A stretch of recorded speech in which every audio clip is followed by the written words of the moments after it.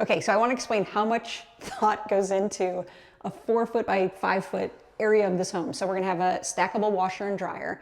And I just want to walk through like actually what I'm looking for and thinking about. So when I'm looking into this room, here's what I'm noticing. So this is our hot water and cold water. By the way, this needs to be red for hot. So we're gonna get that switched out. So in this little box, we have a primary drain from our AC.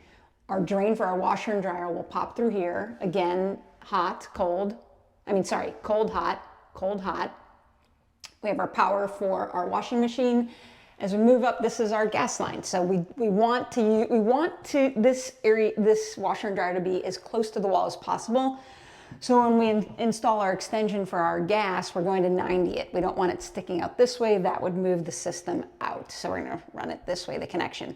This is for venting our dryer, and what we're trying to avoid is a 90-degree turn with our dryer vent. Every 90-degree turn, we lose 5 feet in our run to the roof. So we want to eliminate the turns. So we're just going to connect this, and it'll just slide right up here, and it'll also save room, and we can push the washer and dryer further back towards this wall.